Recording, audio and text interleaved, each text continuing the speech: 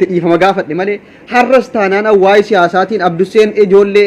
ijoollee biyya kootii yoon dhiifama gaafadhe biltsiginnaa ta'uuf miti. Dhugaan isiniin jedha. Wallahi dhugaan isiniin jedha. Ay wantin ijoollee keenya hunda warran maqaa dhahee arrabse ijoollee ganda kootiitis waan natti balleessitan jedhee dhiifama gaafadheef biltsiginnaa ta'uuf miti. An har'as taanaan Oromoodhaaf falmaan du'a. Biltsiginnaan har'as diina Oromooti, boris diina Oromooti. Kana jala qabadhaa beekaa. Abduseen ijoollee biltsiginnaa sodaatee biltsiginnaatti deebi'uudhaaf jedhee jara dhiifama gaafate warri jettan an dhukkuba kootu of na sodaachisee jennaan warri natti mufattan dhiifama naaf godhaa. Hundi keessan warri maqaa keessan dhahee isinitti mufadhe jedheetan dhiifama gaafadhe. Kan Naayimaar Fuwaadillee achirratti affeeramee dhugaa kan koo hunda fidee haasa'e. Dhugaa kan koo bartanii akkasin ammaan booda Abduseen an akka ijoollee keenyaatti natti dhagaama gaafasin natti duultan akka ijoollee Jimmaatti gaafasin otuu dhugaa beektanu ati tish hiriyaa kan kee rukuchiifti maalaa fuutee geessitee bira dhaabbattee ilaalteettan Naayimaar Fuwaad gabbahee dhugaa jirtu sinitti himne kana harii sammuun kan koo wal qabatee yaadaan sammuun narkaa bahee oole hamma yoonaa sammuun likkiitti nan deebine yoo dandeessan rabbiin naaf kadhaa. An gargaarsa duudee tokko sinirraan barbaadu warrallee na wajjiniin an eddee silaa kufee hafutti na qabanii mustashifaa geessan ittiin mallaqa guurrachuuf jettanii irratti duultu. Irratti hin duulinaa kan na wajjiniin mana keessatti rakkatee waan qabu wajjiniin nyaataa jirru obboleessa kan koo Mubaarik Musammaa waa tokko sobninni soben jiruun ala inni Abdusee kai mustashifaan si geessaa an fayyeeran jedhaan yeroo inni immoo dhufe an dhukkubsadheetanin ka'eetanin maraachuufanii jedheen kun rifadheen isa cinqa. Mee maaluman isinitti balleesse jennaan dandana godhattu rabbii jedhaati yoo dandeessan du'aayii qofitti naaf godha isuma dhugumaan isiniin jedha sammuun kan koo sirriirra nan jiru har'as taanaan Abduseen biltsiginnaatti deebi'a jettanii immoo warri natti duultan an har'as boris dhiiga ilmaan Oromootii dhangala'u biltsiginnaatti deebi'u miti yoomuu an biltsiginnaas hin ta'u kanin ijoollee keenya immoo akka ganda kootiitti kabaja qabuuf har'as boris taanaan an ijoollee ganda kootiitiif kabajan qaba siyaasaan gargar taanus jarri anaaf ijoollee ganda kootiiti. Ijoolleen ganda kootii immoo anaaf kabaja kan yoon du'e keessatti awwaalamu ijoollee ganda kootiitiifan dhiifama gaafadhe malee ijoollee ganda ofii gaafachuun immoo yookiin biltsiginnaa naman godhu dhugaan isiniin jedha. Abduseen baay'ee dhukkubsatee jira yoo dandeessan har'aan booda ajandaa kan koo kana feesbuukii irraa lafa ka'a. Narratti hin duulinaa yoo dandeessan du'aa naaf gadha birrii duudee tokko sinirran barbaadu. Har'a toonaaf waggaa kan harii birrii yookiin goofandiminnaa banamee jennaan hin jiraanne numan jiraataara alhamdulillah nan jiraadhas kan inni isinirraa barbaadu dhugaa kan koo bartanii Abduseen wanti hamma yoonaatti guyyaa kan harii keessaan godhe na gammachiisu dheengadda gaafa na dhukkubee jennaan ummanni dhiifama naaf godhe du'aa naaf gadhate jedhu galgalallee dhufe akka ummata Jimmaatti yoo natti mufattanii jiraattan dhiifama jedhee ol ka'ee ummata kan koo dhiifama gaafachuu gootti ittiin gaabbuwan ummata Jimmaa immoo ol ka'ee dhaabadhee dhiifama gaafachuun Abduseen biltsiginnaa ta'e miti. An ummata Jimmaatiif kabajan qaba har'as boris namni ummata ofiitiif kabajan qabne akka Oromootu kabajan qabuufan ol ka'ee ummata Jimmaa kootii dhiifama an har'as taanaan boris taanaan immoo biltsiginnaa yookiin immoo biltsiginnaa deeggaruuf miti isiniifan kabaja qabaafan dhiifama sin gaafadhee dubbadhe biliillees immoo na dhukkubee gaafadheen gaddaan kufee Mubaarik mustashifaa keessatti hintiin akka dhuunfaatti na otuun arrabsuu arraban isii duraan arrabsu dhiiftee kan isin du'aa naaf kadhatteef dhiifama naaf godhi jedhe malee an siyaasa siin deeggartu har'as nan morma siyaasa siitiin faallaan akka namummaa siitiin dhiifama gaafadhe kun immoo biliillee maaf dhiifama gaafate Abduseen biltsiginnaatti deebi'uuf maaloodha jettanii warri yeroo kana narratti hololaa jirtan mee sammuu kan kootiif naa yaadaa sammuu kootiif naa yaadaa narratti hin duulinaa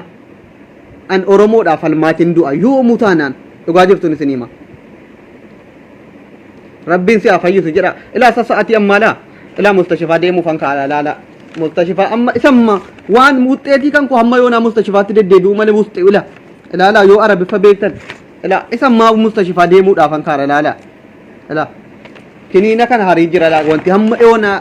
rafiitiin raffisaa laata nadhiisaa laata dhaqee mustashifaadhaaf waa tokko jijjiirama dhabee intini sammuu kan ko nagadhiisaa jira jechuudha isin garuu Abduseen soba mee birrii maaliin ittiin isin kadhadhime har'a yoonaa birrii isin kadhadheetan ittiin jiraadhe maalajjaadhaaf Abduseen kan inni na dhukkuba jedhe maaloodha jettan dhukkuba namaatiin qoosinaa bormana keessan dhufa dhukkuba himachuu hin dandeenye na qabiyan kana jedhee yoon isinitti madhe naan hubattan sheer naaf godhaa hundi keessanuu ummanni Oromoo akka naa hubatuufan dhugaa kan koo warri Abduseen hin dhukkubsanne hin sobaytan dhuguma isinitti fakkaachuu danda'a yeroo baay'ee yookiin onlaayinii irra seenetaniin qoosaa daqiiqaa amma immoo onlaayinii seenee bicuu sintinii jedhan amma sammuun koo natti ka'ee nama raachuuf ka daqiiqaa keessa amma akka xaba ijoollee sabiyyii sammuun kan koo naan taphataa jira an sirriin jiru sammuun kan koo dhugaan isiniin jedha sammuun kan koo likkiinan jiru yoo dandeessan akka rabbiin na fayyisu ofitti du'aa inaaf godha gaafa immoo sammuun koo likkiitti na deebi'e anis guyyaa 14 namni tokko hirriba malee taa'uu jechuun mee ilaalaa ofii keessanii bakka bu'aati mee ofii keessanii guyyaa 14 hirriba malee namni tokko taa'uun nagaadha yookiin fayyaa jira jechuu hin dandeessu nyaata malee nyaata gisee tokko yoo afaaniin qabe daqiiqaa tokko garaanan taa'u daqiiqaa keessa naguura an baay'ee dhukkubsadheetaniin du'aa inaaf kadhaa ijoollee koo na dhukkubaasiniin jedhe yoo dhugaa kan koo hubattan arraan booda warri ajandaa koo suuraa kan koo feesbuuk irra fiiskitanii maal jettan arrab yoon ka'ee du'es bor immoo Abduseen kun otuu nutti matu Abduseen kun otuu akkana nuun jedhu du'ee bade jettanii suuraa kan koo fuutanii poostii gootanii naaboohuun keessan ni oolu dhugaan isin hima otuu naan beekinin du'ee badaa jira dhugaan isin hima otuu isin har'a otuun isinitti madhu yaa ummata kan koo na dhukkubaa jira du'aa inaaf godhaa isiniin jechuun kan koo otuu natti isin duulchisu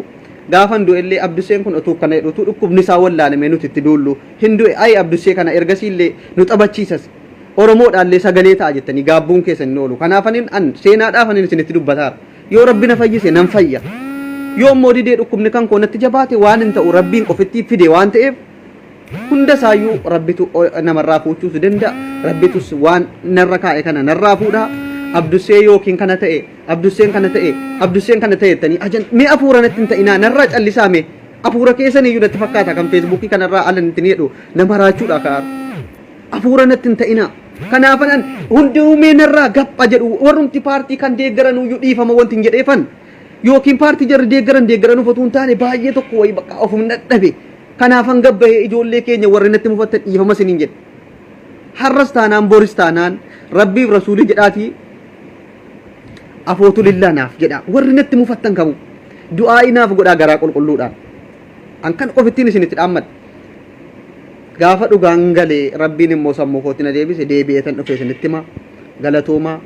warri mubaarakis Abduseen dhukkubne maal ta'uu fi ajandaadha jettan wallaahi rabbiin naaf ragaadha yoo dhugumaan an isinitti qoosaa jiraadhe dhukkubalaa nama 2000 meeqallaa lamiti rabbiin dhukkuban jirre har'a natti buusu yoon ofitti soobee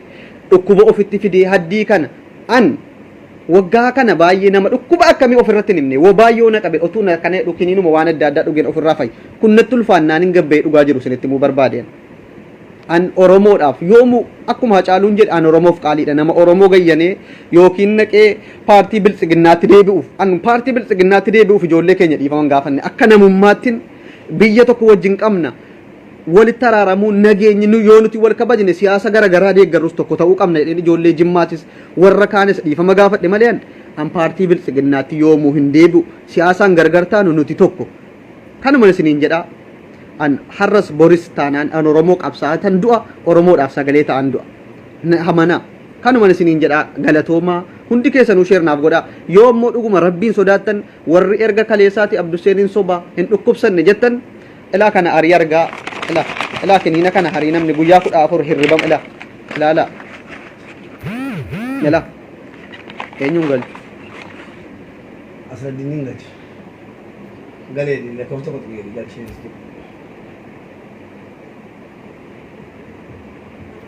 meera evaantiin kom jiru amma fayyii tokki online seenin bishaan fayyii abo hoy walakkaa tuqee bahe hin deebi'a malee hin jiru evaantiinas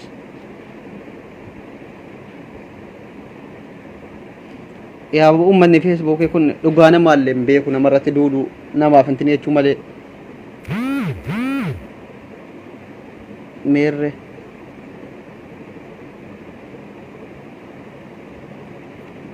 ergadhaa mee namni asirratti yaada qabdan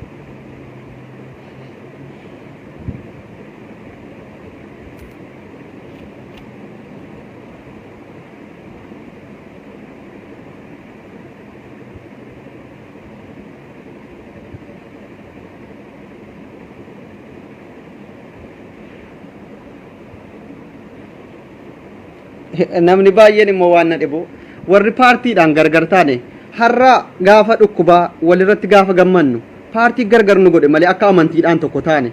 akka amantiin keenya tokko ta'e oromummaadhaan maaliin tokko taane utuu beektanu har'a paartiidhaan gargar taane paartii an isin hin deeggarre waan hin deeggarreef gaafa Abduseedhaaf du'a kadhattan baay'ee tokkon isinitti gadda